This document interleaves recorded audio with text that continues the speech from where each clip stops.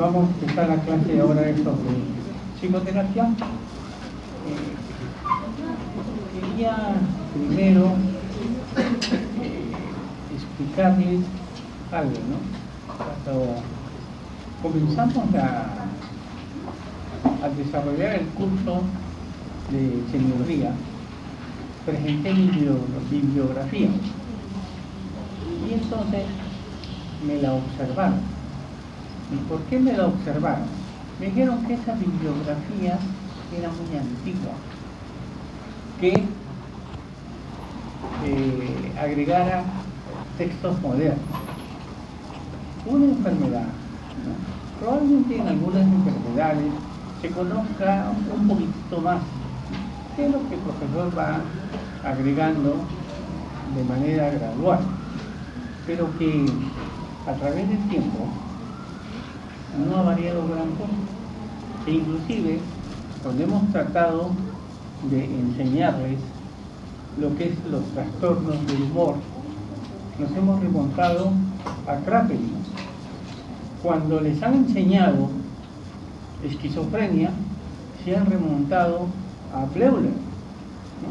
Entonces, y ahora que hacemos psicoterapia, vamos a partir de la psicoterapia tradicional y vamos a llegar a la última psicoterapia, donde después de revisarla veo que la última psicoterapia, la ultimita, a la que algunos le hacen propaganda, no tiene nada del otro mundo y no soluciona más problemas que las antiguas psicoterapias, que son las que le vamos a enseñar, ¿no?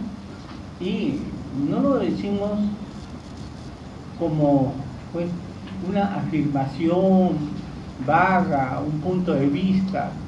Puede tener diferentes puntos de vista, sino que lo vamos a comprobar, se va a corroborar, ¿no?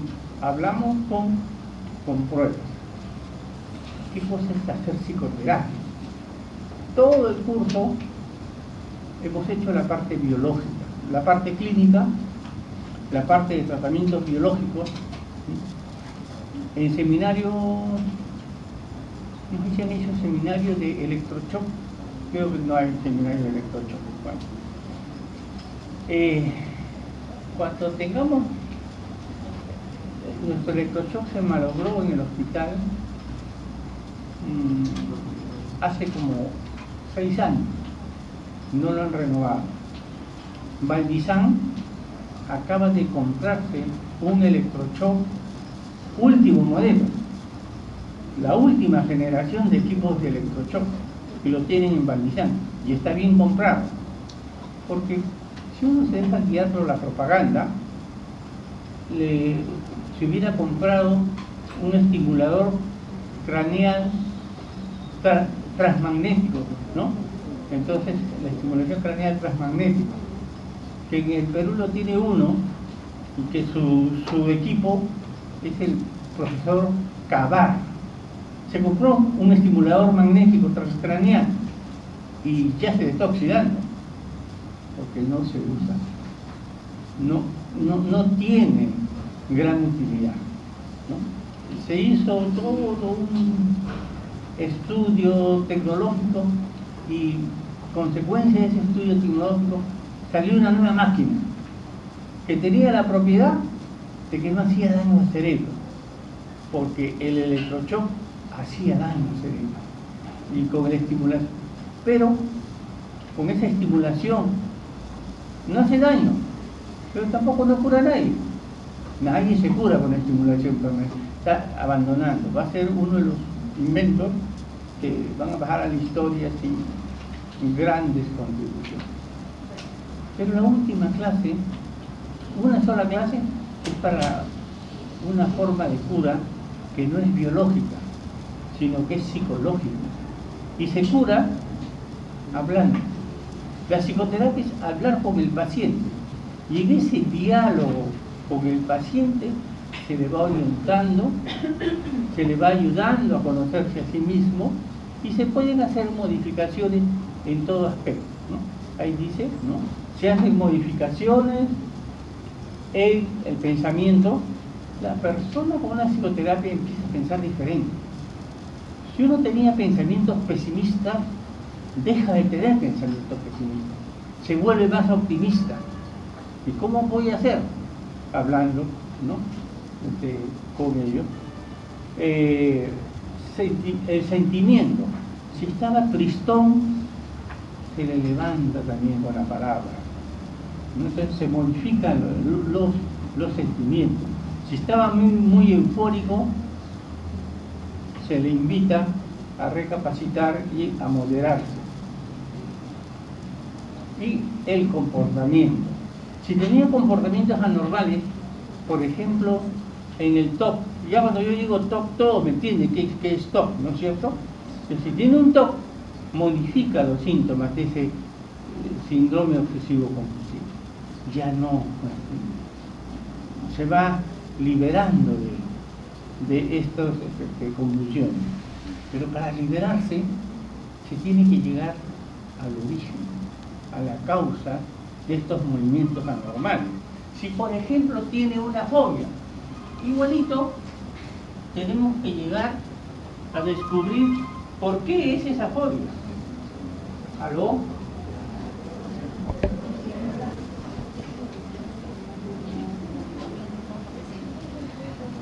Otra de las cosas, uno en la psicoterapia tiene que saber muchas cosas, mucho más que la psiquiatría.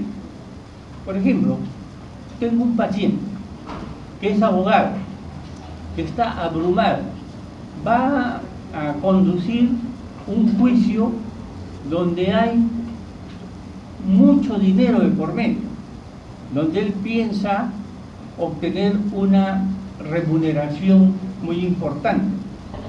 Entonces, pero yo lo he ido guiando, moderando, dije, no te apresures, no insistas, todavía no presentes nada, infórmate mejor. Entonces tengo que irlo orientando y tengo que saber un poquito de qué trata el juicio y lo voy orientando. De ayer me dice, doctor, si gano este juicio, yo le voy a reconocer por toda su orientación. Espero que sea verdad y espero que lo gane, ¿no? Que no lo vaya a perder. Pero uno tiene que ir sabiendo, uno trata con abogados. Tengo una paciente que ha sido fiscal en el Callao, no ha sido pollo blanco. Tengo la hija de un ministro, también ha sido mi paciente, militar. Entonces, y uno tiene que ir sabiendo de todo para poder envolverse en sus problemas, descifrar sus problemas y orientarlos apropiadamente. Y todo a través de la palabra. Es la palabra, pero es producto de un razonamiento inteligente.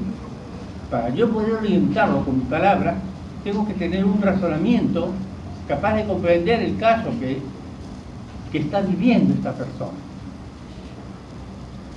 Y nos remontamos también, ¿no? Y Breuer fue el precursor, pero el psicoanálisis comienza con hipnosis. Breuer era un hipnotizador. Ahí está como se escribe Breuer. Se pronuncia Breuer. Breuer era un hipnotizador. Se escribe Breuer, pero se pronuncia Breuer.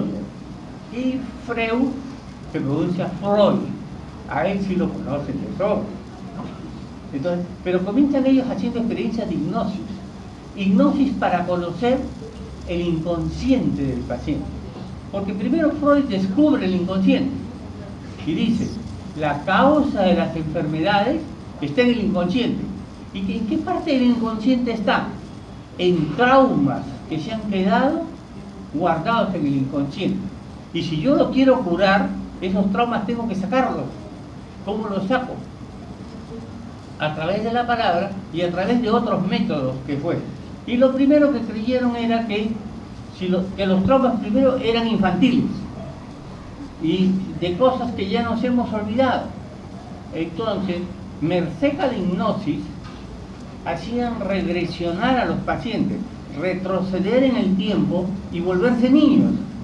ahí empieza el psicoanálisis a descubrir cosas inusitadas que va construyendo lo que fue la teoría psicoanalítica. Pero empezaron así.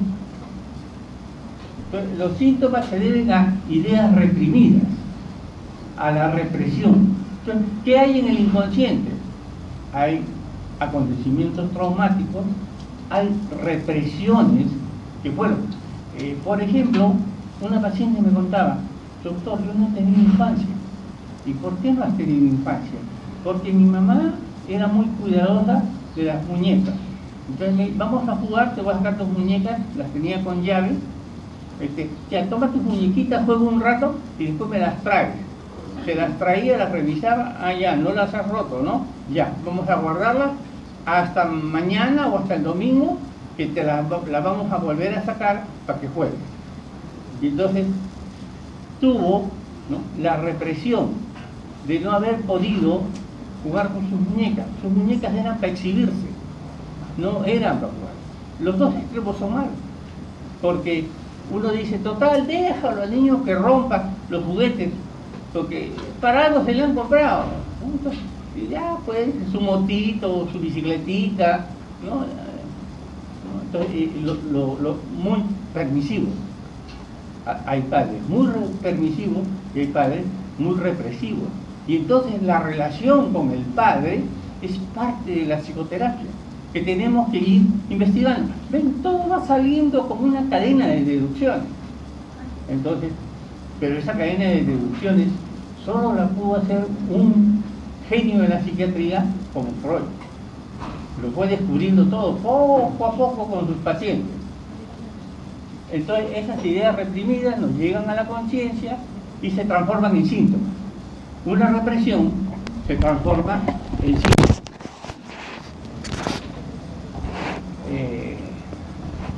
El padre, le voy a dar un ejemplo grosero, pero es para que aprendan nada más, ¿no? Las cosas no son tan fáciles.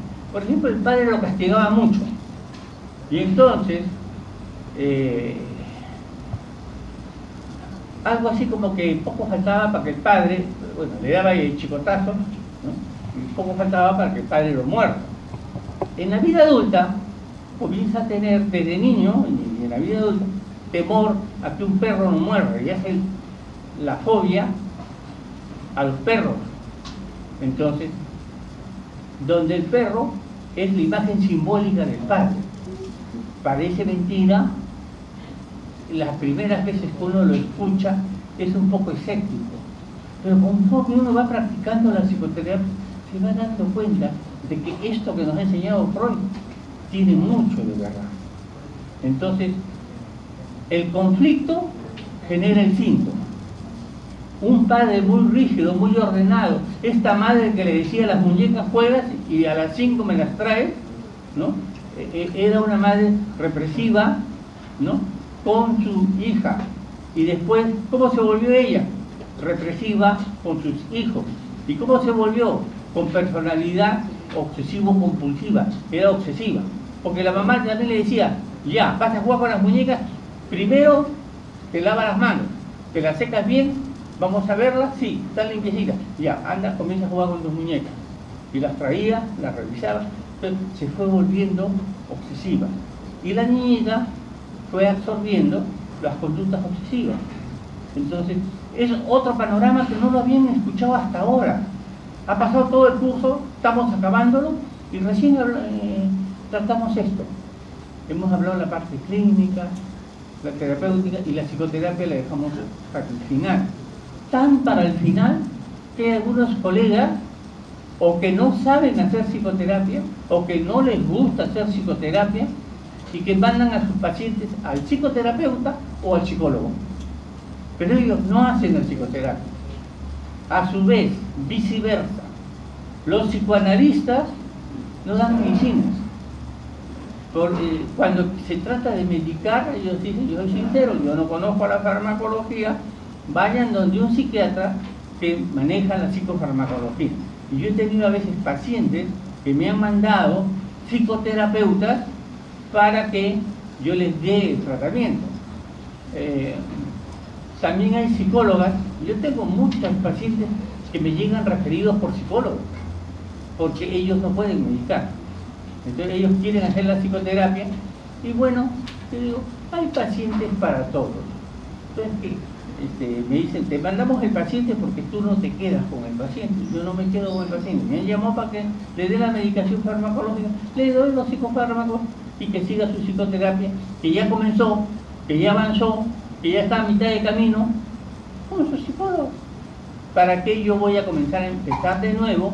¿Para qué me voy a poder darle un paciente que no me corresponde, que no es mío? Inicialmente fue de una psicóloga, inicialmente es de un psicoterapeuta, y le doy el tratamiento farmacológico, ¿no? Entonces no quiere decir que yo no sepa hacer psicoterapia. Yo también sé hacer psicoterapia. Cuando hay pacientes que lo necesitan, comienzo a hacerlo. Y el cambio, dice, ocurre en el contexto de una relación profesional, en la que el paciente tiene oportunidad de modificar patrones conductuales inapropiados. Entonces, en esa relación terapéutica, en ese tiempo que el terapeuta necesita con su paciente, ¿no?, va a ir trabajando y revisando toda la vida del paciente hasta ir encontrando las claves de su trastorno y tratando esas claves de su trastorno con el paciente. Pero existen muchas psicoterapias, más de 100 tipos de psicoterapias. Entonces, no le voy a enseñar las 100, le voy a enseñar las más importantes, las más reconocidas. Aparte que yo no sé las 100 que habrán, pero vamos avanzando. Así como yo les decía a ustedes, cuando hagan la parte farmacológica, aprendan a hacer 3 o 4 ansiolíticos, apréndanse 3 o 4 antidepresivos, apréndanse 2 antipsicóticos tradicionales o típicos y 3 atípicos. No necesitan aprender, hay como más de 20. Benzodiazepinas, hay 200 nombres de benzodiazepinas, hay 200 formas de diazepam, alprazolam, clonazepam, ese es el nombre genérico. Pero cada laboratorio produce su clonazepam, y sumando todo, más de 200 formas de benzodiazepinas. Entonces, igualito psicoterapia, apréndanse una, esta nomás. Entonces, que aprendan esta es suficiente, y es la más importante y sirve para muchas cosas. Y es fácil, no es difícil. Se llama psicoterapia breve. Quiere decir que uno no se demora con el paciente en hacer psicoterapia. A diferencia de otras psicoterapias que no son breves, son lo contrario, prolongadas. Pero como no la palabra prolongada suena feo, dicen psicoterapia profunda. Esta es una psicoterapia superficial y las otras son las profundas. Son los psiquiatras profundos los que creen que saben más, porque ven al paciente en todas sus profundidades. Pero igualito a la hora de recaer se recaen con una y se recaen con la otra. No es porque sea mejor. Es un modelo de terapia que busca solucionar las cosas de manera más rápida. ¿Y saben qué tan rápida es? Se pueden solucionar los problemas de un paciente en 3 meses. En 3 meses con psicoterapia un paciente puede mejorar con la breve. No necesito. En cambio, los profundos necesitan 3 a 5 años para buscar los cambios que son profundos y que según ellos teóricamente venden la idea de que el paciente con esos cambios ya no se van los pacientes a recaer. Igual cuando uno tiene problemas muy grandes en su infancia y en la vida actual, igual se recae con cualquiera de las psicoterapias. Inclusive igual también puede ser que no mejore con la mejor combinación farmacológica. Entonces, por eso tengo que hacer a veces la sumatoria de los dos. Le doy el psicofármaco y le doy la psicoterapia, porque a veces van a tener que hacer las dos cosas. Es más rápida, es eficiente, el paciente mejora en 3 meses, poco dolorosa, porque si a ti te van a estar curando, te imaginas que yo te digo, te voy a mandar unas inyecciones y te vas a poner 100 de estas inyecciones para que te mejores. 100 inyecciones, una diaria, 100 diarias. Pobre persona, duele. Entonces, cuando uno hace la psicoterapia profunda, va a estar 3 a 5 años con la psicoterapia. Y hay veces la psicoterapia es percibida por el paciente como si fuera una tortura. En cambio la breve, al ser más breve, es menos dolorosa. No se profundiza tanto, no se obliga al paciente a recordar tanto. Y si no quiere recordar algo, no se recuerda. Si no lo quiere tratar algo, lo dejo que no lo trate. Después, cuando él mismo quiera, lo va a tratar. Pero yo no lo presiono. En la psicoterapia nunca se presiona a nadie.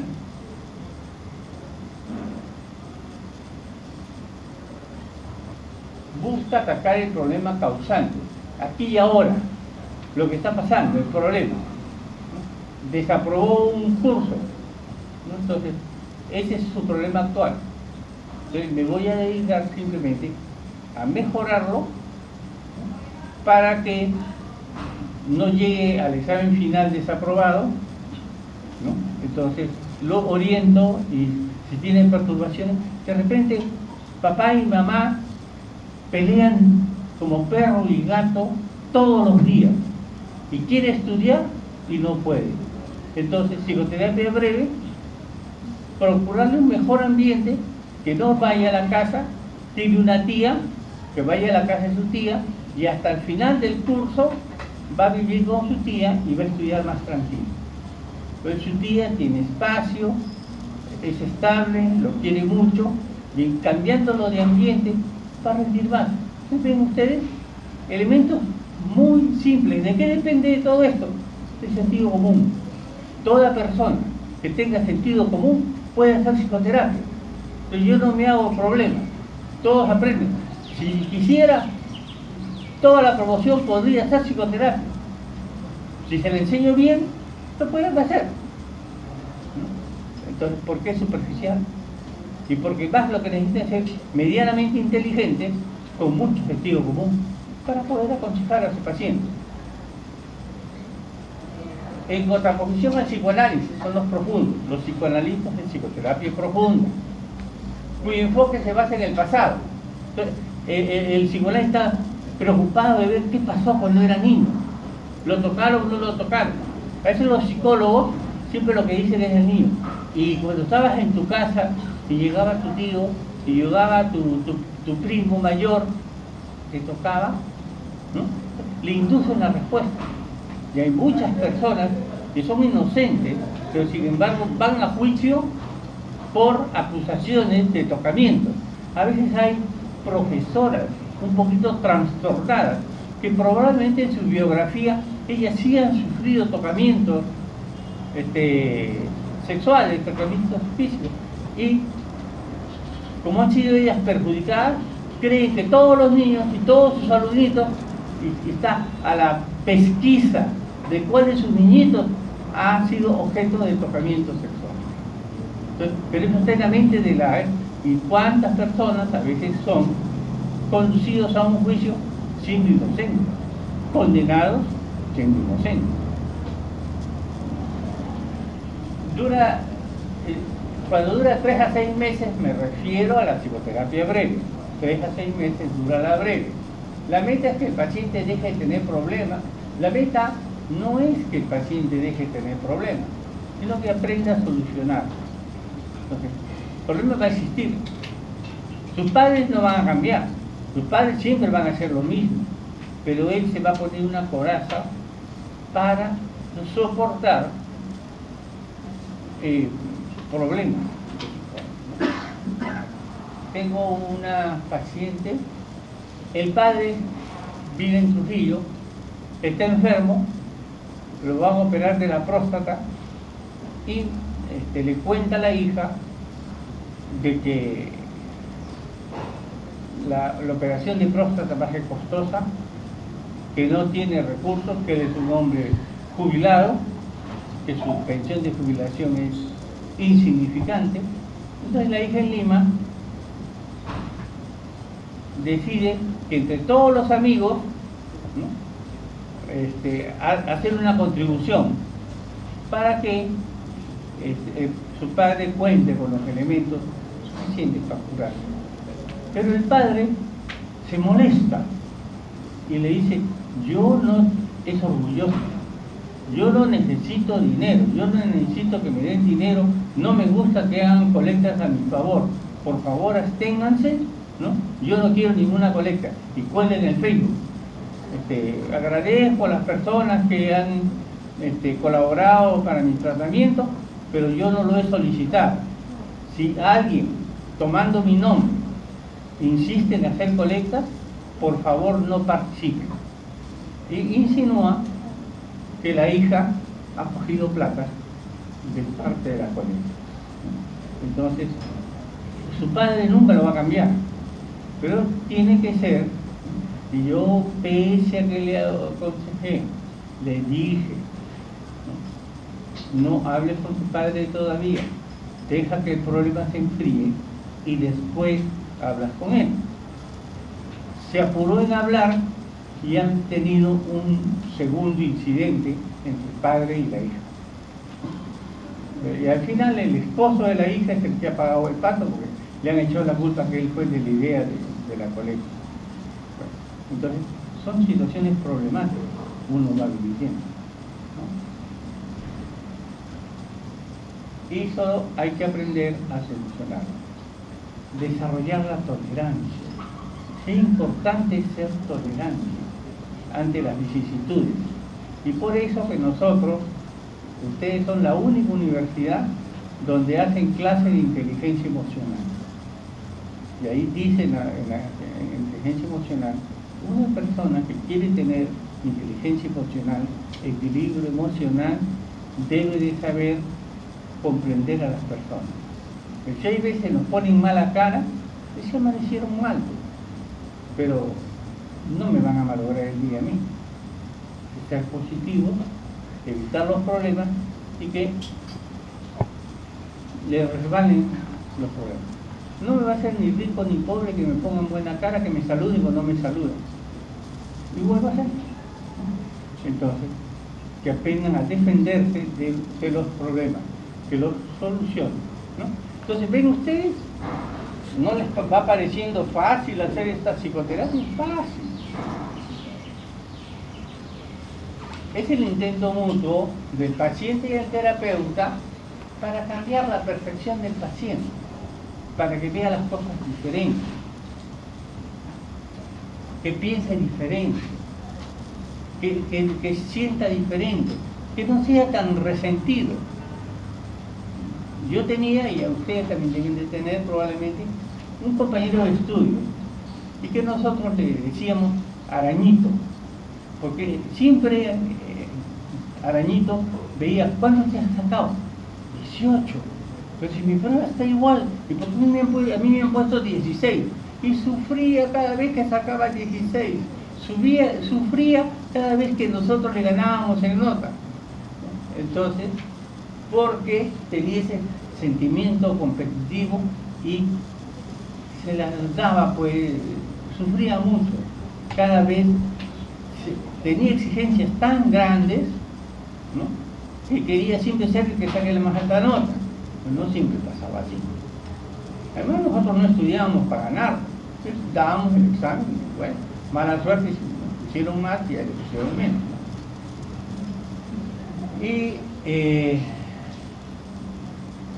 Y es breve también. ¿Por qué es breve la psicoterapia?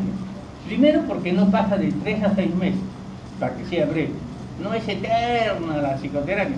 Incluso la última obra de Freud se llama El análisis terminal terminable e interminable. Y Freud se daba cuenta al final de que había perdido mucho tiempo con algunos pacientes y había entrado en un análisis interminable y que el paciente no quería irse, ya se había acostumbrado al terapeuta y entonces iba por quítame esta paja, por cualquier problemita chiquito, pero seguía en análisis, no tenía cuándo terminar el análisis, ya debería terminar. Entonces, lo que Freud llamaba el análisis interminable. La última obra de los tomos de Freud, tercer tomo, ¿no? El último libro que escribió fue el análisis terminable e interminable, porque se extendía demasiado. ¿Se da cuenta? Freud aprendió a lo largo, es bien bonito leer a Freud. Que yo les digo, léanlo a Freud, se van a quedar maravillados. Y de repente, si leen a Freud, les gusta la psiquiatría. Yo por leer a Freud me gustó la psiquiatría, ¿no? Porque es muy elocuente, te enseña. Y él va diciendo, me equivoqué, no es por esto, ¿no? Entonces, y va mejorando su teoría, hasta que llega a su formulación ideal. ¿Y cuánto dura la terapia breve? 15 a 30 minutos. O sea, yo no necesito, ¿para qué me voy a desgastar con un paciente escuchándolo una hora? Ya basta 15 o 30 minutos que lo escuche. Más cansa, más puede aburrir. Entonces, 15 a 30 minutos es lo que demora. Los pacientes se han acostumbrado al modelo psicoanalítico, que dura 45 minutos. Es lo que ellos llaman los psicoanalistas la hora terapéutica. ¿Y cuánto dura la hora terapéutica? 45 minutos. Tiene después de los 45 minutos el terapeuta que relajarse, olvidarse de lo que ha tratado al paciente antes de comenzar con el nuevo paciente. Entonces, para estar como nuevo para su siguiente paciente. Entonces son 45 minutos, la hora terapéutica, terapeuta descansa 15 minutos y sigue con el siguiente paciente. Acá en psicoterapia breve 15 a 30. Una vez por semana, mientras que la terapia breve se reúne semanal una vez, hay psiquiatras psicoanalistas que ven a su paciente de lunes a viernes, 5 días seguidos. Yo no sé de qué pueden hablar tanto, 5 días seguidos a la semana y 45 minutos cada vez. No. Yo quería ser psicoanalista al comienzo, pero cuando fui viendo las cosas, poco a poco me fui desanimando, aparte de lo costoso de ello. En psicoanálisis todo cuesta, ¿no? O sea, para que tú tienes tu historia clínica, se lo llevas al psicoanalista para que te revise tu historia clínica, si está bien hecha o mal hecha, pero tienes que pagarle como si fuera una consulta, y en dólares. O sea, entonces cada cosa que el psicoanalista te enseña, te cobra. Y ya llegó un momento en que yo estaba, ya no, económicamente estaba quebrado, así que seguía estudiando el psicoanálisis. Lo que estudié me funcionó, me ayudó a conocer algo más de mí mismo, fue útil. Yo no puedo renegar el psicoanálisis, aprendí mucho, ¿no? Entonces, y me capacitó para mi desempeño futuro como psiquiatra, ¿no? Entonces, lo cual, al verte una vez por semana, ya no te vuelves tan dependiente de tu psiquiatra. Si vas a estar todos los días dependiente, por eso se volvió el análisis interminable. Nunca tenía cuándo acabar, porque siempre había algo nuevo que descubrir.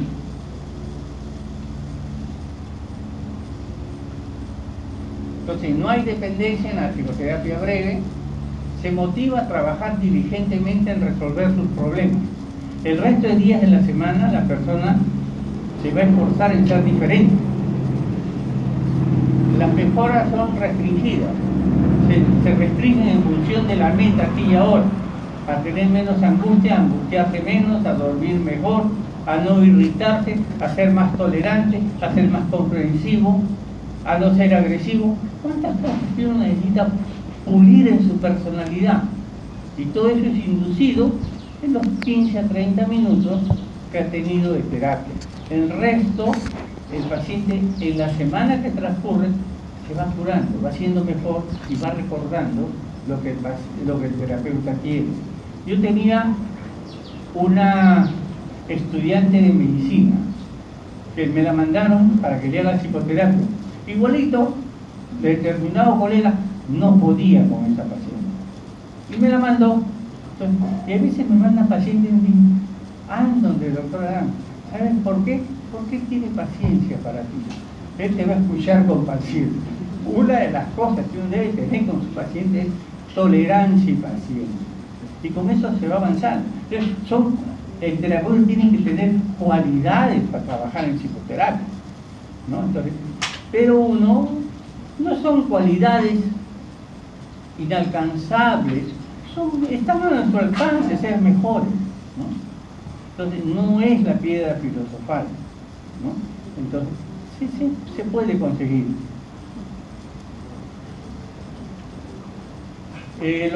Los problemas de carácter son evadidos, esos problemas de carácter, de que vienen desde la infancia, eso no lo tocamos.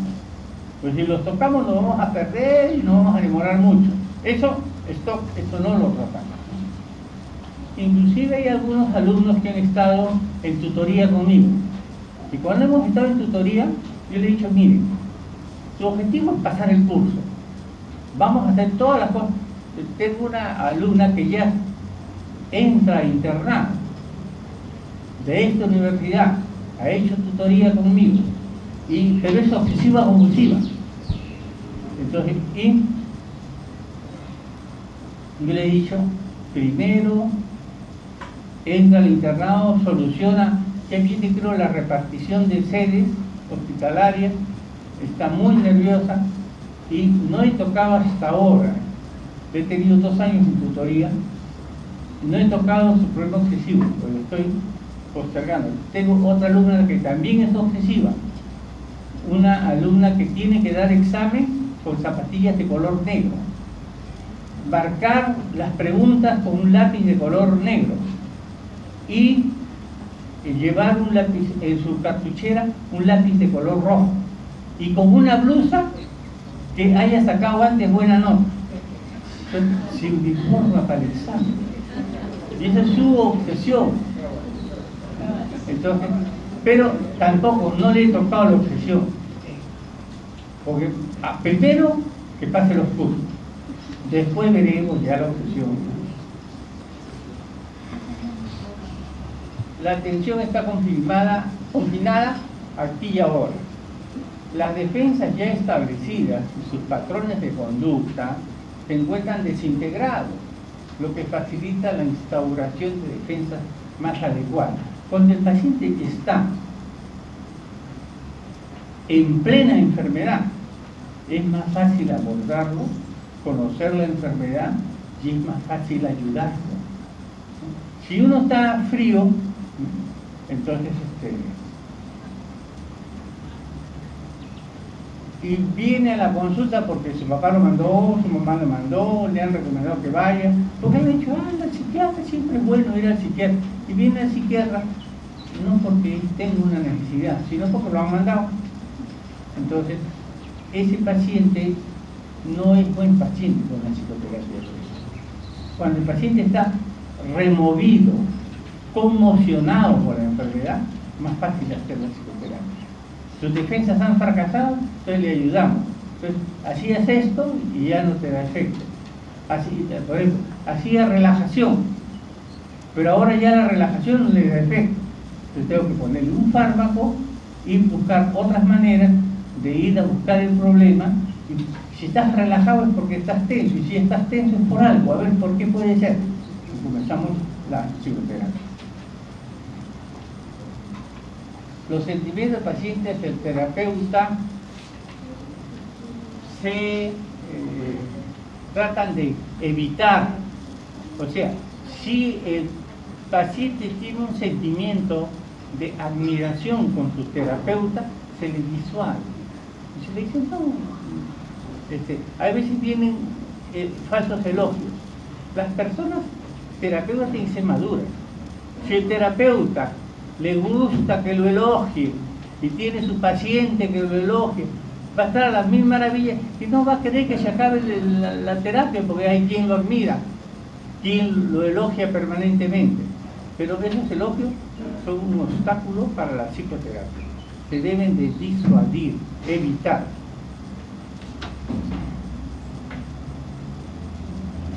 Y otra cosa interesante es uno habla de su experiencia, no de lo que ha leído en el libro. Es la experiencia que hemos tenido a lo largo del desempeño profesional. Si yo les hablo de psicoterapia breve es porque yo hago psicoterapia breve. Y la última terapia que es una terapia que no hago, pero les voy a demostrar por qué es que no la hago. Requisitos.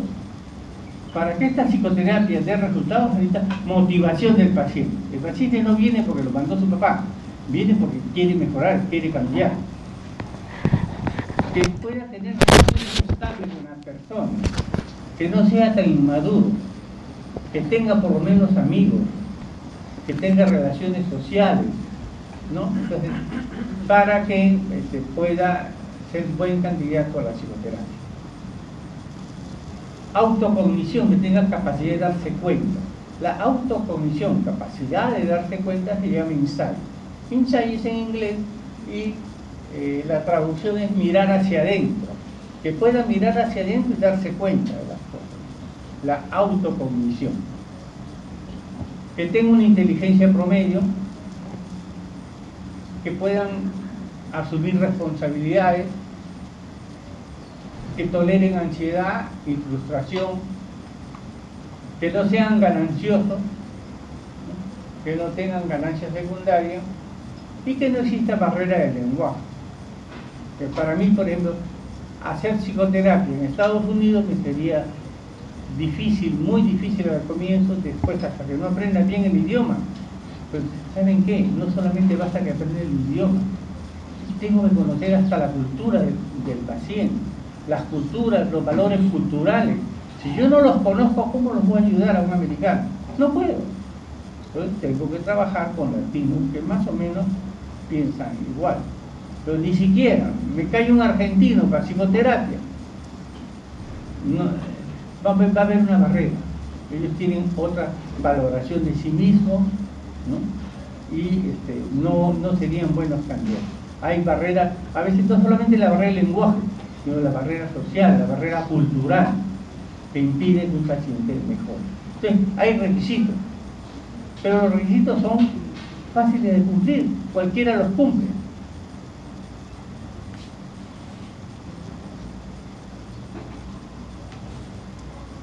Indicaciones.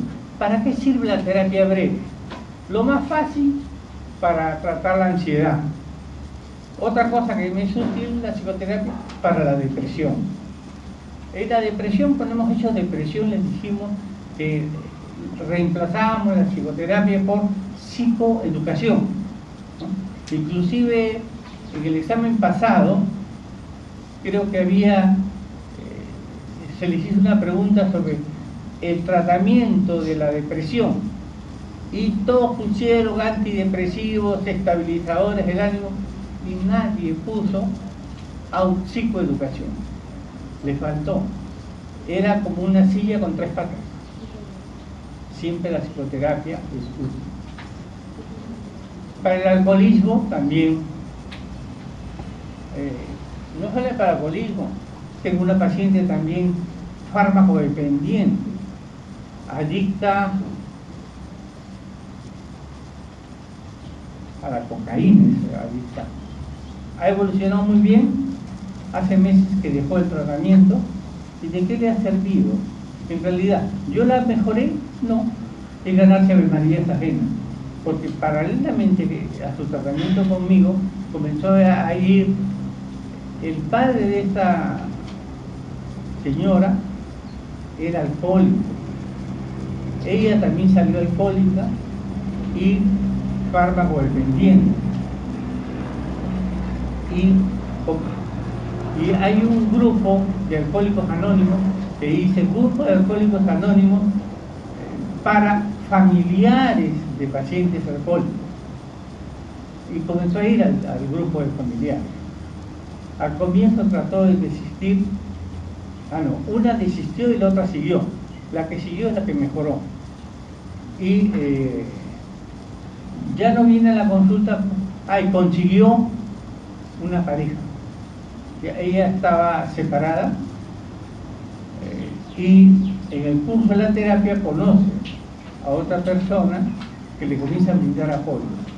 Entonces se equilibra emocionalmente, ¿no? Y mejora. Hay veces no hay que ganarse a la María también. Hubieron otros factores que contribuyeron a que mejore. Trastornos de la personalidad son difíciles. Algunas psicosis crónicas, pero ahí en la psicosis crónica sí tenemos que hacer psicoeducación, porque no van a mejorar. Y los trastornos psicosexuales, que también siempre y cuando el sujeto quiera cambiar. Pero si un sujeto ya tiene un trastorno de identidad sexual y no quiere cambiarlo, por gusto viene al psiquiatra. Yo lo ayudo siempre y cuando él quiera cambiar. Si él no quiere cambiar, lo respeto, lo dejo así nomás, como que, y trato solamente de ansiedad y probablemente más le doy un tratamiento biológico con algo de psicoeducación.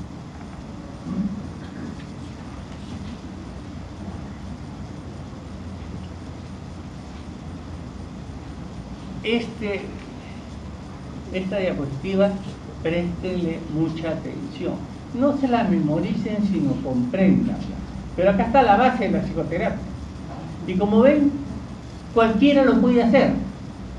Sugestión.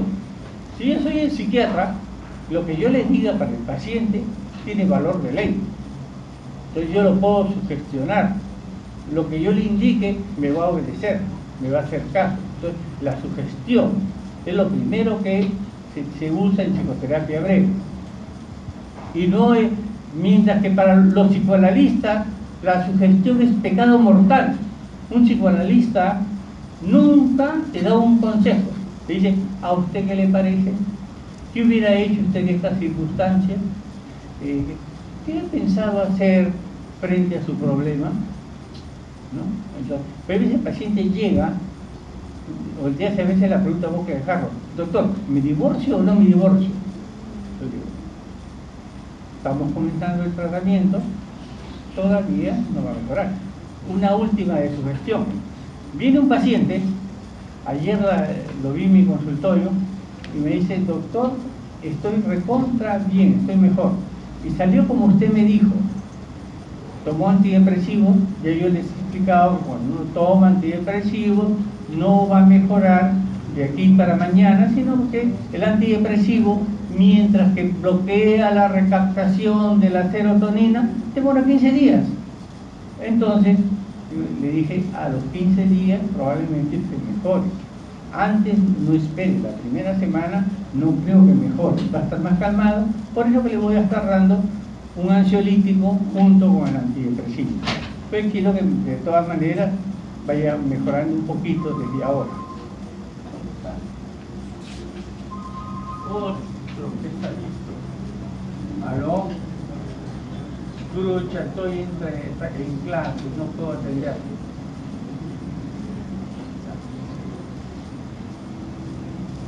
Al menos entiendo. Los tengo dominados. Bien, verbalización. Lo primero que tiene un paciente que hacer es hablar. Tengo problemas ya. Hablemos de tus problemas. Comienza a contarme. ¿Ansioso desde cuándo estás? Porque está ansioso. ¿Qué estabas haciendo la primera vez que te pusiste ansioso? Y luego que hable. Cuanto más habla, mejor. Primero porque lo conozco más y segundo porque va descargando lo que tenía dentro de su mente, que las ideas que lo estaban confundiendo. Entonces, verbalización, que también es una herramienta útil en la psicoterapia. ¿Y eso? ¿Acaso hacerle que hable tu paciente es algo del otro mundo? No, es fácil.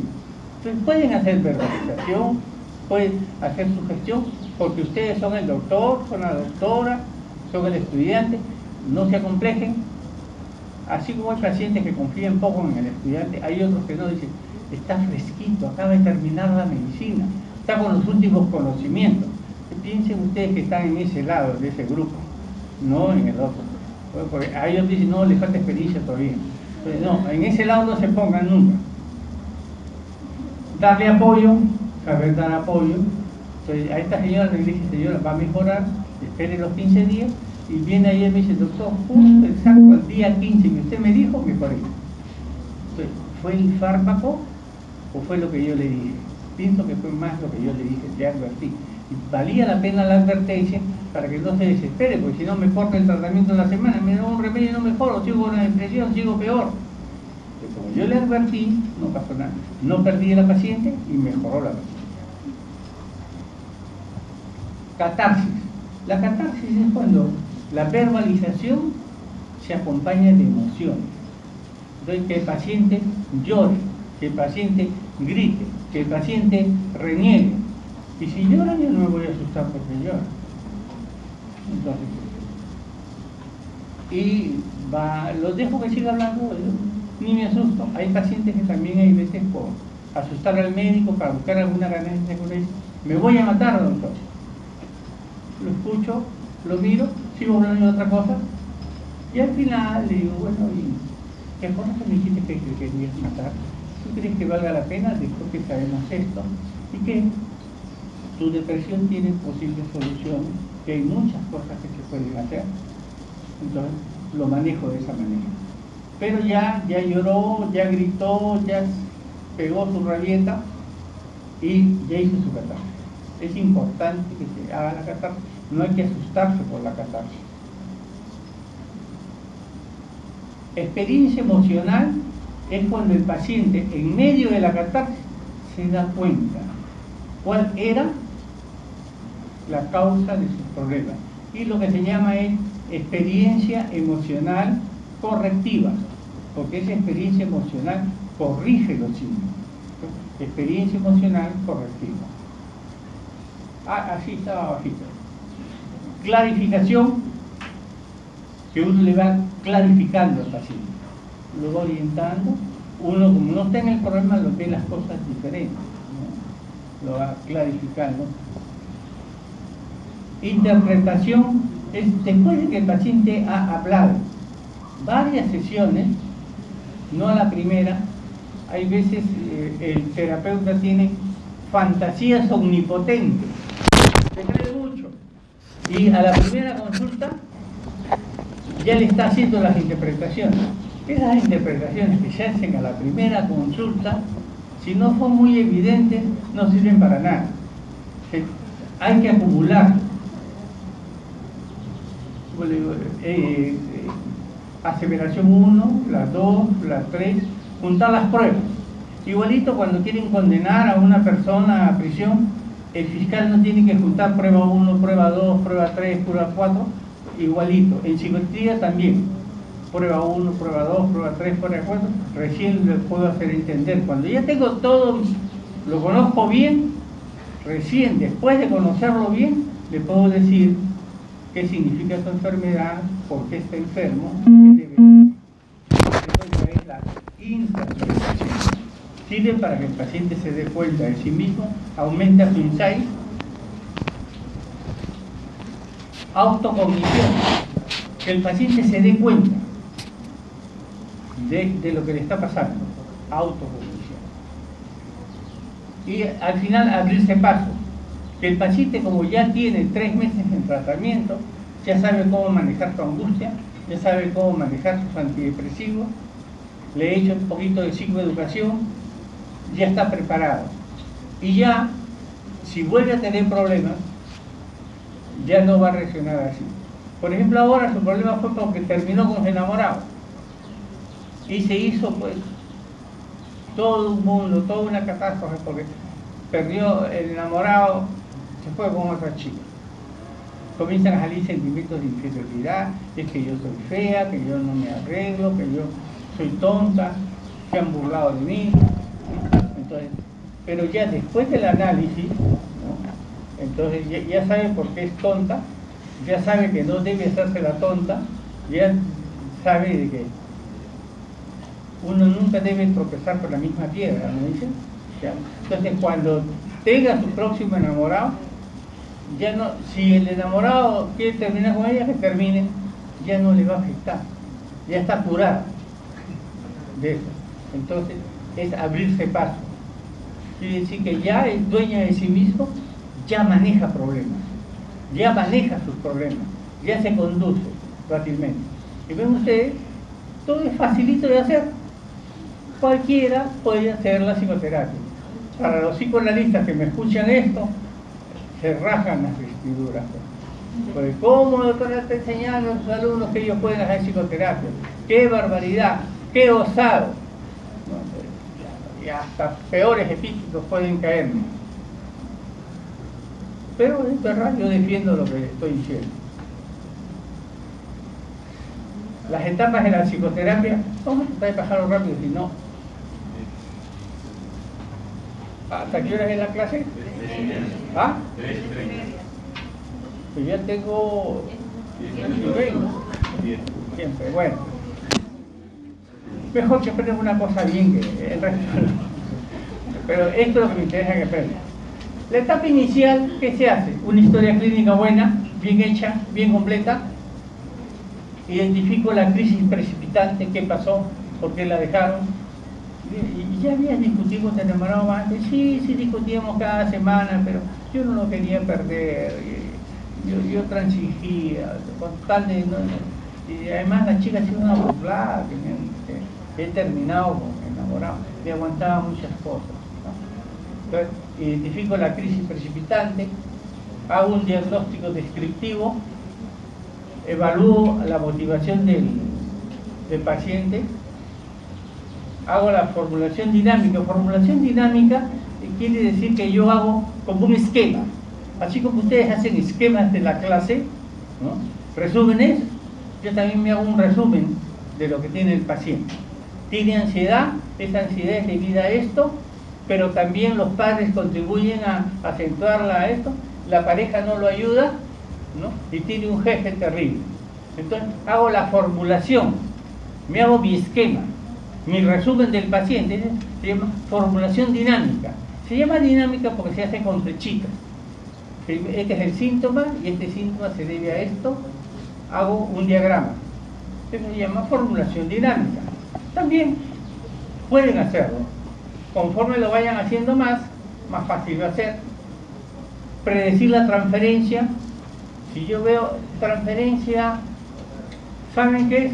Para no explicarlo, ¿no? Son los sentimientos que el paciente confunde. Entonces, ella admiraba mucho a su padre falleció, se quedó huérfana y ahora tiene un terapeuta, y en el terapeuta ve reflejada la imagen del padre. Y confía en él, entonces la transferencia puede ser positiva. Transferencia negativa es porque si es que tenía un Edipo, entonces con su padre, repite el Edipo pero con el terapeuta, ¿no? Entonces confunde el terapeuta, confunde la identificación, la admiración al terapeuta con un sentimiento de sentirse enamorado, enamorada del terapeuta, ¿no? Entonces eso es transferencia negativa porque estorba el tratamiento. En la psicoterapia breve no debe haber transferencia, no debe el médico dejar que exista la transferencia y manejarla. Se elabora un plan terapéutico y se le explican las reglas de la psicoterapia. Ya viene la regla de oro.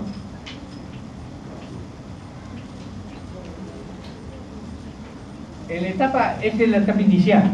En la etapa media se va resolviendo el problema, se identifica con el terapeuta una identificación positiva, ¿no? Entonces, etapa final es la más importante, se trabaja la ansiedad de separación, pues ya va a acabar la psicoterapia, ya. Entonces se le va preparando para que ya haga su vida sola. La alumna de interna de medicina llegó, hizo su internado, hizo su residentado y tenía que buscar trabajo y se fue a España a buscar trabajo. Y entonces dice, doctor, yo me voy a España ¿Qué hago si yo repito mis problemas en España? Ya no va a estar usted, no, ya no voy a estar conmigo yo. Pero mira, ¿sabes? Dentro de tu mente es como si tuvieras un psiquiatra chiquito. Entonces, cuando tengas problemas en España, pregúntate, ¿qué me hubiera dicho mi doctor en este problema? Y tú misma contestas. Tú sabes lo que yo te hubiera aconsejado en ese caso. Entonces, te preguntas y te respondes. Porque dentro de ti ya quedó todo un proceso grabado. Simplemente tienes que consultar al proceso para que te dé la respuesta. No le pasó nada, le fue muy bien. En España vino al año y después ya se casó por allá y ya se olvidó de su terapeuta. Pero le había ido bien, porque si le iba mal, ahí mismo hubiera venido.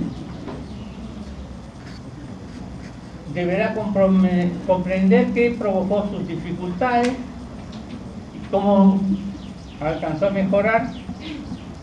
Y lo último que está, miren, resaltado con amarillo, cómo evitar la repetición de dificultades. Cómo evitar que esto se repita.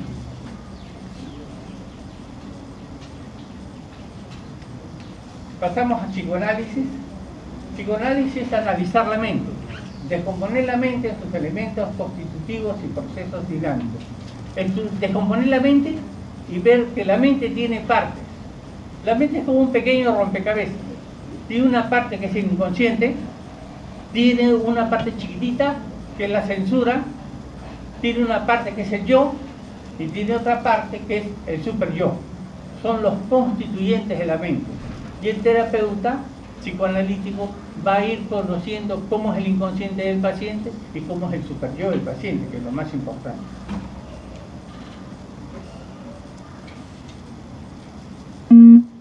Aspectos teóricos.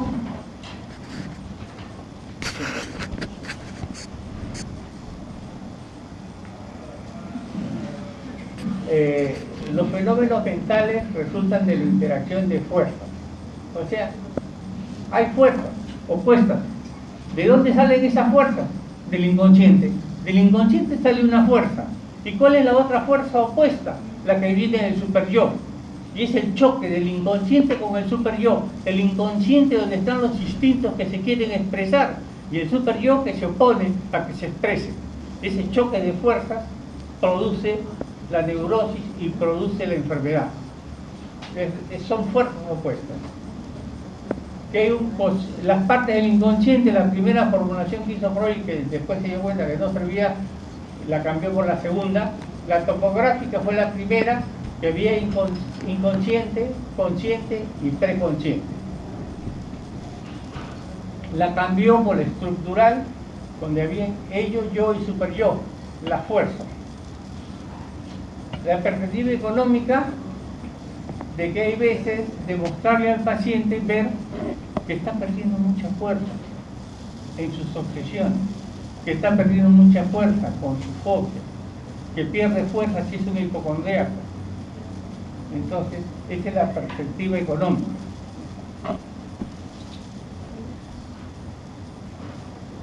Perspectiva genética, los anclajes.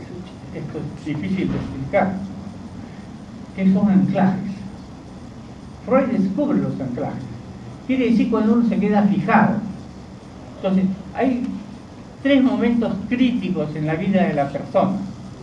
El primer momento crítico, como ven ustedes, explicarle todo esto no lo voy a poner en una diapositiva, se los explico de más acá, ¿no? Pues si no sería un montón de 50, 60 diapositivas que estamos acostumbrados a ver. Entonces, el anclaje, hay 3 momentos. El primer anclaje es oral. Y hay etapas críticas en el desarrollo del individuo. La etapa oral es la etapa de la lactancia. Entonces, si uno no supera la etapa de la lactancia, se queda detenido. Entonces se queda anclado en la etapa oral. Después sigue la etapa anal, ¿no? Que tiene que ver con el orden, la limpieza, la suciedad, ¿no? El control de los esfínteres, el estreñimiento o la diarrea, ¿no? Entonces, eso es la etapa anal. Hay personas que se pueden quedar fijadas en la etapa anal, entonces tienen anclaje anal. La neurosis obsesivo-compulsiva tiene anclaje anal. La esquizofrenia tiene anclaje oral. Y la etapa fálica, que es la etapa en la que el niño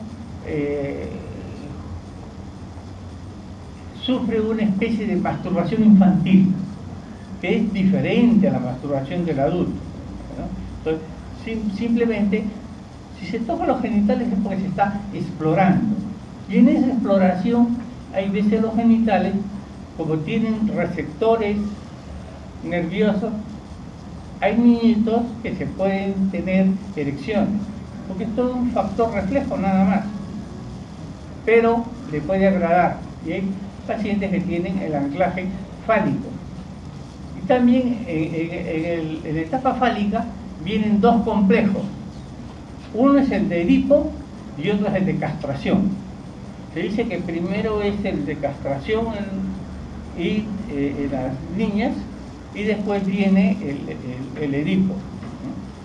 En el varón es primero el Edipo y después la culpa edípica lo lleva a la castración. Son al revés uno de otro. Pero son dos complejos que hay en la etapa fálica. El que se queda detenido en esta etapa y no la supera, se queda anclado fálicamente. ¿Quiénes tienen anclaje fálico? La histeria. La neurosis histérica tiene anclaje fálico. Explicarlos también demoraría un montón, ¿no? Entonces, pero eso es la teoría de los anclajes.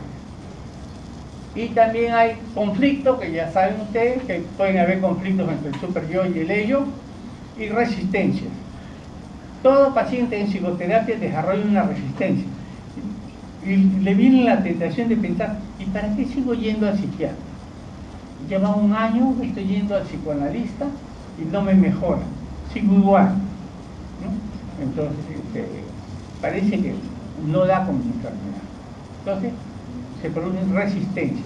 Entonces, hay muchas veces que el paciente tiene la tentación de abandonar el tratamiento, porque no le satisface, pero eso es nada más que producto de una resistencia. Pues hay una regla que le hace el psiquiatra.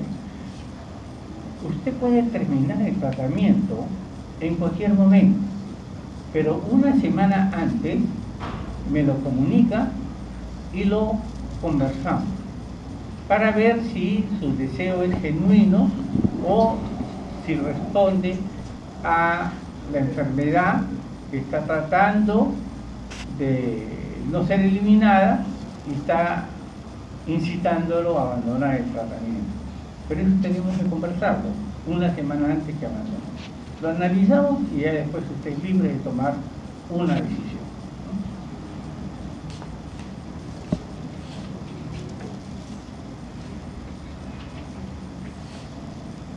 La neurosis de transferencia. Yo creo que hay resistencias nomás. La resistencia y la reticencia a explorar el inconsciente. El paciente ya está descubriendo cosas feas, ¿no? Y ya no quiere seguir descubriendo más. Impide la recuperación de recuerdos reprimidos. Aparece durante el análisis como un elemento opositor, cada vez que emergen datos significativos, ¿no? Entonces, puede encontrar resistencia. Por ejemplo, un varón puede encontrar que en su inconsciente, en la parte más alejada de su mente, existen tendencias homosexuales. Y que se cree un hombrón, quería muy macho, y de repente comienza a darse cuenta de que no es tanto, y que sí, alguna vez ha tenido admiración por el sexo masculino. Y al reconocer eso, se termina la resistencia. Entonces, lo primero que dice es, psiquiatra está loco, no sabe lo que dice, se ha equivocado conmigo. ¿Cómo voy a tener? Yo levanto pesas y voy a tener sentimientos homosexuales latentes. Los psiquiatras son mal. Me voy del tratamiento, hasta la resistencia.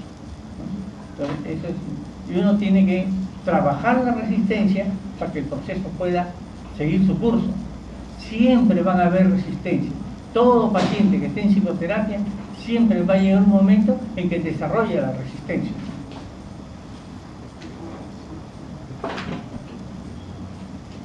La alianza terapéutica es la colaboración entre el terapeuta con el vínculo con el paciente. Ningún análisis puede avanzar sin alianza terapéutica. Si no hay colaboración del paciente, no llegamos a ninguna parte. El paciente tiene que colaborar. Motivación era lo primero que tenía que tener un paciente para la psicoterapia breve. Para el psicoanálisis también. Si no hay motivación, no. Y hay prejuicios, ¿no? Había un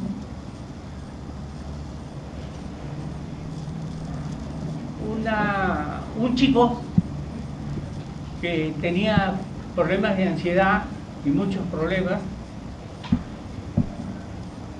Al final se descubrió que era homosexual, ¿no? Que tenía ya los sentimientos homosexuales habían avanzado más de lo imaginado, pero el padre dijo, no, que no vaya donde el psiquiatra, me lo llevo donde un psicoanalista. Estuvo un tiempo con el psicoanalista, no le resolvió nada, y bueno, al padre lo que le quedó fue aceptar que su hijo era homosexual, y que tenía que comprenderlo, que tenía que ayudarlo, y que nadie lo iba a cambiar, eso ya estaba instaurado, ¿no? Entonces, ya sí, y el prejuicio del padre lo llevó al hijo a abandonar el tratamiento. Además, el padre era el que pagaba la consulta. Entonces, lo quitó el psicoanalista, lo quitó el psiquiatra para mandarlo al psicoanalista, pero no hubieron diferencias significativas. Contratransferencia, la interpretación es algo así como que el segundo elemento, yo le dije, el psicoanálisis comenzó hipnotizando, y después de hipnotizar se dio cuenta que a todos los pacientes no los podía hipnotizar Freud, aunque sea Freud, ¿no? Aunque sea Breuer, no. Entonces, no servía para todos. Yo quería que algo que sirva para todos. Y comienza a hacer la interpretación de los sueños, que es lo que caracteriza al psicoanálisis. El psicoanalista interpreta sueños, pero no es como esos libritos que dicen, conozca el significado de los sueños, esos folletitos que venden. Soñar con un árbol significa, no sé, y le ponen cualquier barbaridad, ¿no? Soñar con animales, soñar que se ahoga. Bueno, a veces les diga, significa ansiedad, temor al medio social. A veces algunos les digan, ¿no? En la interpretación, pero eso no es interpretación de los sueños. La interpretación de los sueños es personal. Dos pacientes pueden soñar que se ahogan. Uno se ahoga por una causa y otro se ahoga por otra causa. El sueño en uno tiene una significación y en el otro tiene otra significación. Es personal, porque los símbolos que salen del inconsciente son diferentes para cada uno. Hay símbolos generales y hay símbolos particulares. Parte del proceso analítico es descubrir cuáles son los síntomas que están operando. La regla de oro. La regla de oro del psicoanálisis dice, usted debe decir todo lo que viene a su mente, por más absurdo o vergonzoso que le parezca. Entonces el paciente tiene que decir todo al psiquiatra, todo lo que viene a la mente, se lo tiene que decir. Llévese lo que viene a la mente en el sillón del terapeuta, es lo que va a ser más útil. Ensaye, por ejemplo, el significado de experiencia, torna claro para el paciente. Y esto es lo más difícil, ¿ah? Por eso el psicoanálisis es difícil. Desarrollar la atención libre y flotante. Pero la atención libre y flotante la desarrolla el psiquiatra. O sea, yo lo estoy escuchando al paciente, pero lo estoy escuchando por mis oídos, pero también lo estoy escuchando a través de mi inconsciente. Entonces yo voy descifrando los símbolos inconscientes de lo que tiene el paciente a través de mi propio inconsciente. Entonces yo utilizo mi inconsciente. ¿Y cómo hago? Me pongo libre y flotante. Pongo mi mente en blanco y así como el paciente me tiene que contar todo lo que le viene a la mente, yo también, mi mente está abierta y en blanco y comienzan a venir ideas. Y esas ideas se conciben por el estado de atención libre y flotante. Es un estado. Eso lo va adquiriendo el terapeuta. Por eso sí necesitan un psicoanalista años para aprender, para desarrollar la atención libre y flotante. Es una cualidad del psiquiatra. Saber escuchar, pero escuchar el inconsciente. Y ninguno de ustedes escucha el inconsciente. No lo escuchan porque no son psicoanalistas. Y para ser psicoanalista tienen que estudiar 3 años por lo menos, de 3 a 5 años. Un psicoanalista tiene que estudiar de 3 a 5 años y primero entrar en análisis. Que lo psicoanalicen a él primero. Porque si uno tiene muchos traumas en la mente, ¿qué voy a poder ayudar a alguien? Si yo necesito que me ayuden, no puedo ayudar a otro. Vamos a pasarlo a ver si hay algo interesante que señale. Otro factor que afectará el éxito terapéutico es el mismo analista, lo que yo les decía. El analista tiene que estar preparado para ser analista. Cualquiera no es analista. Ustedes no pueden hacer psicoanálisis, tendrían que entrenarse, pero sí pueden hacer psicoterapia breve. No necesitan tanto entrenamiento. El terapeuta debe ser una persona mentalmente sana. Un enfermo no puede ser un psiquiatra.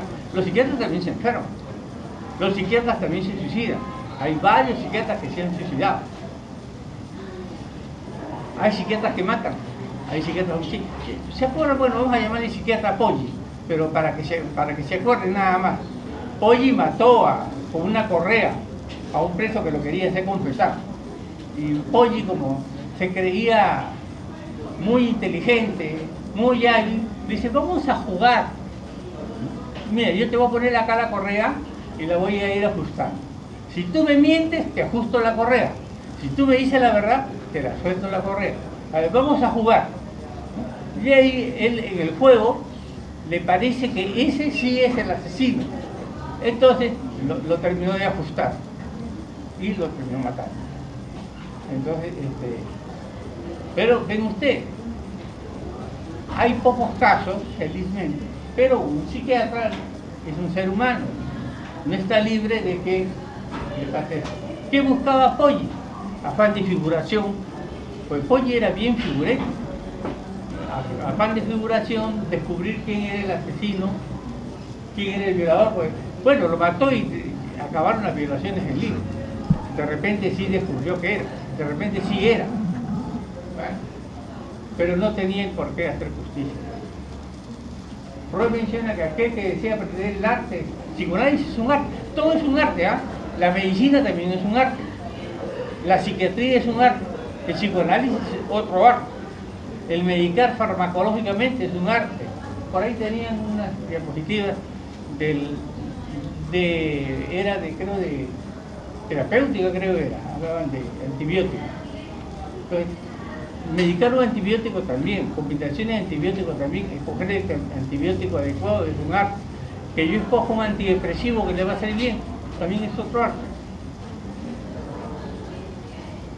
Aprender el arte de psicoanálisis debe ser psicoanalizado, ya les había dicho, es más probable que el psicoanalista deba someter al psicoanálisis aproximadamente cada 5 años. Acá son hasta más drásticos, ¿ah? Cada 5 años no se cumple ahora. Esto es el psicoanálisis que se llama ortodoxo, ¿no? O quizás el psicoanálisis, ahora que estaba de moda la palabrita, fundamentalista, ¿no? Entonces, pegado a la letra de lo que dijo Freud. Y hay psicoanalistas que son pegados a la letra de lo que dijo Freud. Y hay otros que se llaman los neopsicoanalistas, los que tienen otra manera de ver el psicoanálisis. Así como yo les había dicho que hay los krapelinianos, los psiquiatras krapelinianos, y también hay los neokrapelinianos. Y que ahora lo que más hay son los neokrapelinianos, que han resucitado a Krapelin y lo están difundiendo en el momento actual. Están difundiendo los valores de Krapelin, psiquiatras neo. ¿Qué necesita un psiquiatra? 300 sesiones en 3 años. Tengo que estar sentado 300 veces con mi psicoanálisis. Y si no termino, no me dan el certificado. Si no me dan el certificado, no puedo graduarme de psicoanalista. Así como ustedes tienen que asistir a sus clases, que con 30% se invalidan, ¿ah? Es importante asistir a sus clases, es importante ir donde el psicoanalista, no escaparse. 1/3 puede puede ser en terapia de grupo. Ya le hacen una rebajita. ¿Ya? Entonces ya no vengas a terapia individual, a la terapia de grupo, porque es más barata la terapia de grupo. Entre 10 pagan los $300 que cuesta la sesión de análisis. $30 por análisis, ya se aguanta. 200 sesiones de supervisión. 200 sesiones que tú tienes que ir donde el psicoanalista con tu trabajo. El primer año no puedes ver a ningún paciente en psicoanálisis. Para el segundo año ya puedes ver. Y eso que tú ves, tienes que llevárselo a un psiquiatra de categoría para que te lo revise y para que te cobre una hora de terapia. 200 casos de supervisión. Curso y seminario, 720 horas. ¿Ven? Tiene toda su currícula. Mire, el psicoanálisis tiene su currícula. Tiene sus requisitos que cumplir. Si no, no pasan. Si no, no le dan el título de psicoanalista. Y son bien exigentes, ¿ah? 720 horas de curso y seminario. O sea que cada clase que te da un psicoanalista se la tienen que pagar. Gratis no te la da. Nada da gratis un psicoanalista. 180 horas de psicopatología, tienen que aprender psicopatología. Pero cojean un poquito del lado psicopatológico. Y 180 horas de técnica analítica. Entonces, como ven ustedes, así como la universidad necesita acreditación, para psicoanálisis también se necesita acreditación. Y no le dan la licencia. La psicoterapia de grupo, quiero ir a la última terapia, porque tengo que decir algo. Esta es la terapia que está de moda, la dialéctico-conductual. Entonces, pero miren, yo creí que la dialéctico-conductual es una cosa novedosa, un avance. ¿Pero qué me hace? Me repite cosas antiguas. Crear autoconciencia.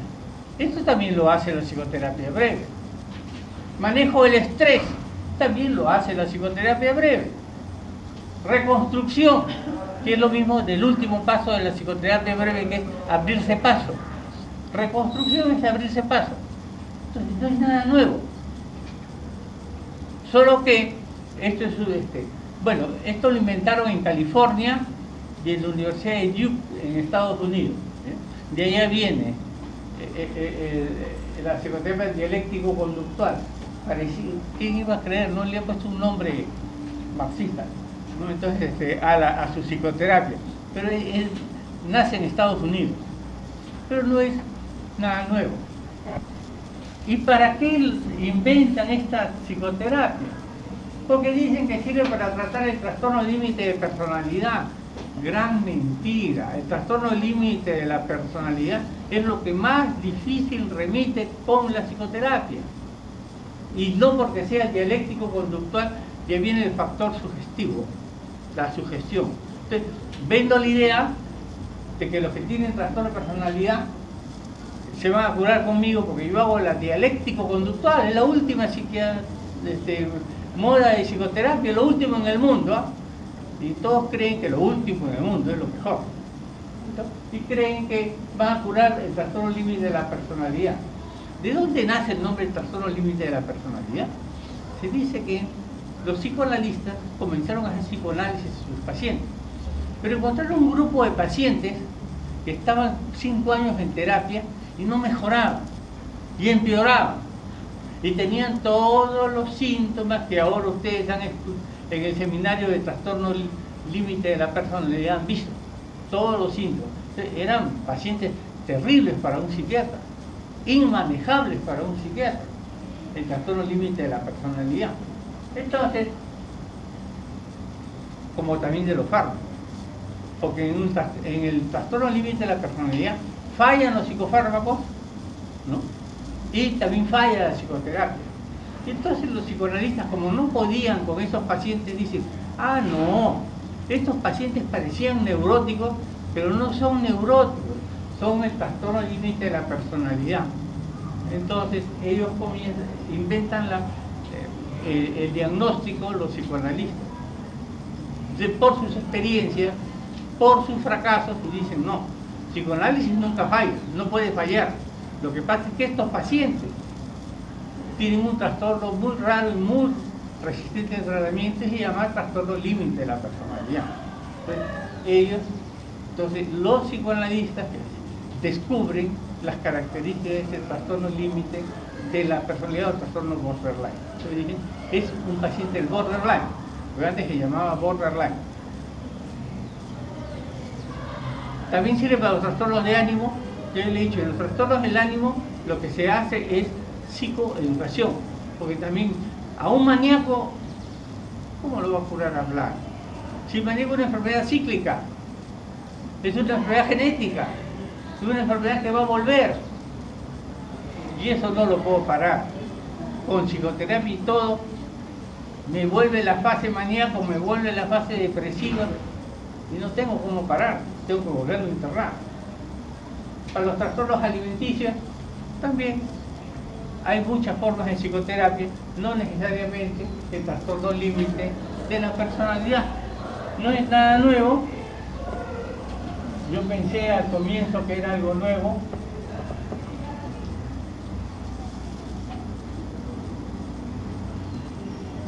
A ver, esta es otra forma de psicoterapia. Bien, más o menos hemos hecho lo más importante de psicoterapia, incluso si profundizan un poquito más, lo leen con paciencia y lo comienzan a aplicar, sí pueden hacer psicoterapia por el misterio. ¿No? Es posible. Y en el internado lo van a poder hacer. En el internado, qué cantidad de cuadros de ansiedad van a ver. A la emergencia llega un montón de pacientes con crisis de ansiedad y que creen que tienen un infarto, no tienen ningún infarto. Es crisis de ansiedad que ustedes lo pueden manejar con su psicoterapia. Y si no quieren hacer ese problema, les mandan su diazepam nada más, 2 ampollas a la vez y se acabó el asunto hasta el otro día. Y consulta al psiquiatra que venga a hacerle la psicoterapia. Y si quieren practicar y tienen tiempo, pues, la emergencia es horrible, porque no hay tiempo a veces para los pacientes como quisieran. Porque estás con uno y llegó otro, estás con uno y llegó otro, y ves la cola que se te va aumentando. Dice, doctor, atiéndame a mí también. O viene otro y dice, ya lleva media hora con ese paciente y no termina. A veces hay casos difíciles. ¿No? Y uno se trabaja con mucho estrés. ¿No? ¿Y alguien sabe qué es síndrome de Burnout?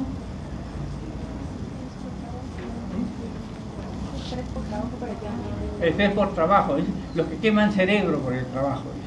Cuando uno está muy estresado, está trabajando mucho, dice quema neuronas, se fatiga, se cansa, se aburre en el trabajo, ya no quiere venir al hospital, ya no quiere entrar, ya no quiere dictar clases, ya no quiere ver pacientes, ya no quiere operar, se cansó. Cuando se trabaja bajo condiciones de extrema presión, a la larga, dice que los profesionales pueden desarrollar el síndrome de Burnout. ¿Qué pueden hacer? Bien, ¿alguna pregunta? Yo creo que haciendo un esfuerzo a veces, mire, tanta experiencia a veces condensarla en 1 hora y media, a veces no se puede. Pero he tratado de seleccionarles lo más importante para que ustedes lo aprendan y sobre todo despertar interés, porque esto tienen que leer un poquito más, ¿no? Para poder hacer la psicoterapia. Bien, entonces acabamos por ahora. Tienen que avisarme el delegado, el aula que va a estar disponible para el examen de la próxima semana. Prepárense bien, para que puedan salir. Yo no sé cómo habrán salido en sus seminarios, pero el cuarto examen va a ser un poquito parecido al seminario. Hay algunos alumnos que me dicen que no han salido bien en seminario. Cuídense, porque si no han salido bien en seminario, no vaya a ser que salgan mal en el último examen. Estudien bastante, ¿no? Y sobre todo hay que estudiar para toda la vida, no solo para el examen. Bien, vamos a ver acá. ¿Me pueden pedir para sacar el